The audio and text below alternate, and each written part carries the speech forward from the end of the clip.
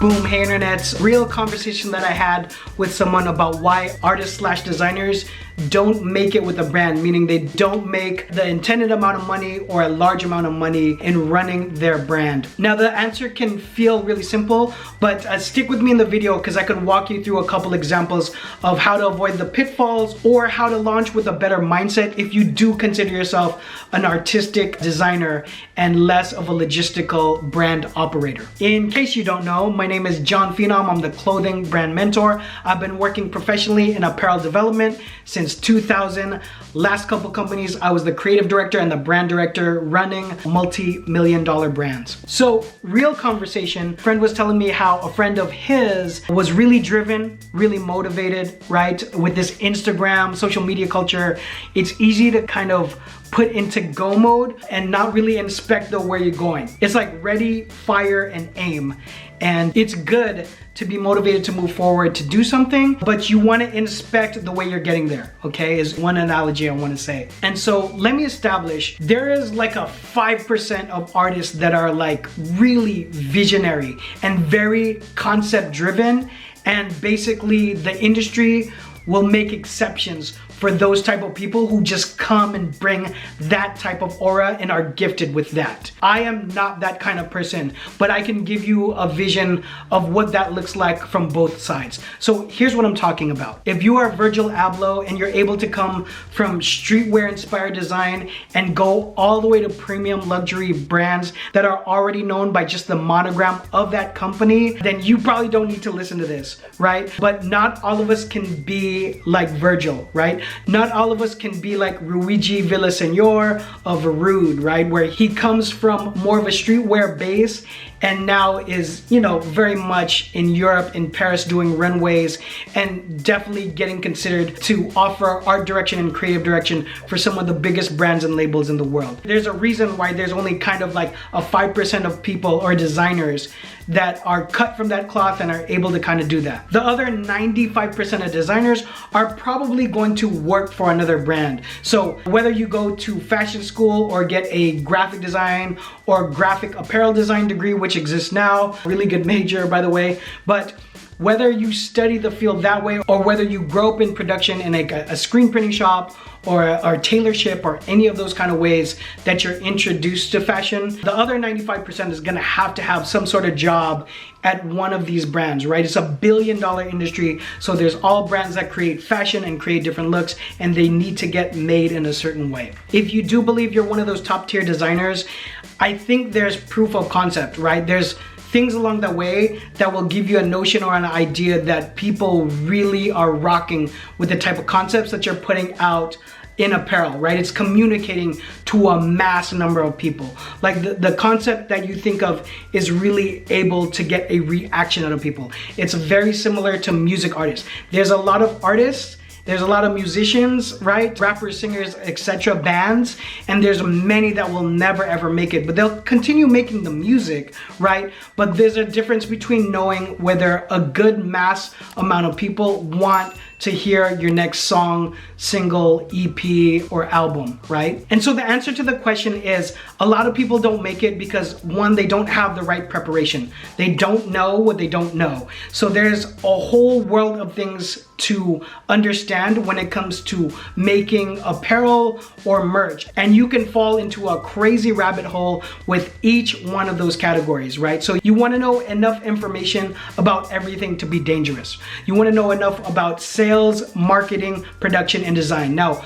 again, most of the people watching this video are probably, you're good on design, you're good on concepts, you can spit those out all day, you could come up with 20 themes in the next 5 minutes for sure. So let me give you an example. When I launched my brand in 2007 that failed, I realized I had a huge deficit when it comes to sales and marketing. Now today, as I'm shooting this video, what that translates to is sales and marketing together, because a lot of that is storytelling with your social media. And so the homework that you would need to do on this side of it, on the brand owner side of it, and not the consumer side of it, is understanding, for example, what it takes to have an upload schedule or a content schedule, right, to support the kind of apparel drops you're going to do, and what that looks like in real time, right? Because watching a reel, a short, or a TikTok is very easy as a consumer to say, oh, that was pretty cool. But inspecting what it takes on the other side to make it, right? And what that looks like on a 12-month calendar for a year, right? If we're surrounding that with the kind of drops that you're doing for your apparel. So again, not knowing what you don't know, and once you do have an idea of some of those things that might be areas of weakness, is delving into them so that you can have a better understanding of what you prepare for when you launch your company. So one piece of advice I would give my artists, designers is to get organized. Okay, typically a average artist designer is gonna be more in the theoretical aesthetic portions of the world, right? They're looking at colors and different concepts and the way you put things together. Now, being very organized might be on the shorter end of your scale. So I would get Evernote, which is free. I would get Notion.so and start putting things together in a more logistical way, right? I've talked about this before, but Evernote is an app that can organize anything. And if you have these ideas, you could centralize them in one place, and you can access that via desktop and on your phone all at the same time. It syncs together. And Notion is another place where I can capture ideas, but what I use it for is to hold down actual documentation, right? So anything that's a major part of organizing for the company, or something I need to delve deeper into and get more research, I might keep some of those things on Notion. So my deep dives and my bigger chunks of information I keep on Notion.so. Budgeting is something I would look at as well. I have tools on CBA about it, but you don't have to purchase that.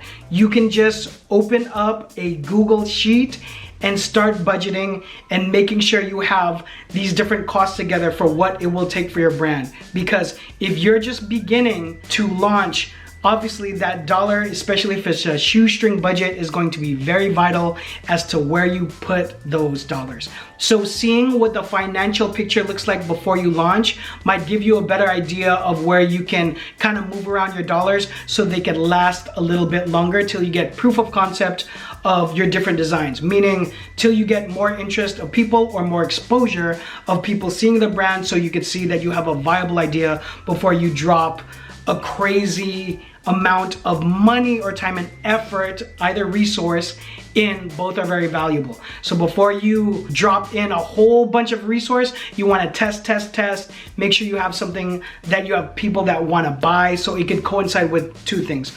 One, your concept and your need as an artist to express yourself, but number two, it's also viable in an economic sense. You want it to be a financial success as much as you want it to be an artistic success. All right, I hope that helps. I have a ton of other tools and videos. Have questions on this or something else for your brand, drop it all down below. Or if you're an artist that had a question on something, you can also text me at this number here. I'll see you guys on the next one. Peace.